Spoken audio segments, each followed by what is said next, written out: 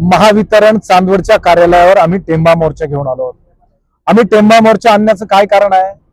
Car बुवा शहराला, औद्योगिक क्षेत्राला किंवा तांत्रिक काहीतरी बिघाड झाला, मग फक्त आम्हीच अंधारात का, हा प्रश्न विचारायला आम्ही महावितरणला आलो आहोत।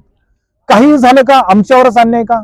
कार बुवा दिल्लीला कांदा महाग होऊ नये म्हणून नाफेड उतरवायचं, कांदा स्टॉक करायचा आणि आमचे कांदे ज्यावेळेस थोडाफार बाजार घेऊ पाहतील तुमचा कांदा आणायचा आणि आमचा कांदा स्वस्त करायचा का?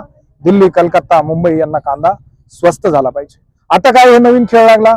दिल्ली, कलकत्ता, मुंबई या शहरांना वीज पुरवठा पूर्ण क्षमतेने होत नाही किंवा तांत्रिक काहीतरी बिघाड झाला, अशी कारण आम्हाला तुम्ही सांगताय आणि आमची रात्रीची वीज खंडित करताय। हे कुठलं नाटक आहे? आम्ही हे किती दिवस सहन करायचं? उन्हाळ्यात आम्ही सहन केलं, आता पावसाळ्यात आमचे त्या ठिकाणी ऐरणीचे दिवस आहेत।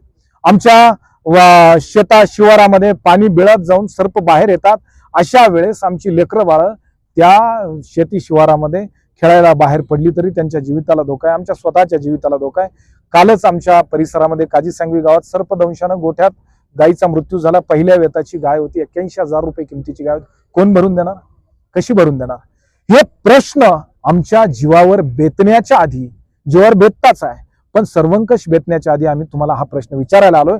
आमची लाईट, जिला तुम्ही अत्यावश्यक सेवा वीज पुरवठा असं नाव देऊन गौरवितात, जिथं मुख्यमंत्री आम्ही तुम्हाला दिवसा लाईट पुरवतो शेतीला असं सांगून दिवसाची नाही आणि रात्रीची नाही लाईट आमची खंडित करताय, हा प्रश्न विचारण्यासाठी आम्ही इथं आलेलो आहे। प्रतिकात्मक दृष्ट्या आमचं कार्यकारी अभियंता कार्यालयाचं हे आंदोलन हे राज्य सरकारला विचारणं आहे की आमची लाईट कुठे आहे, ती लाईट शोधण्यासाठी आम्ही इथं आलोय।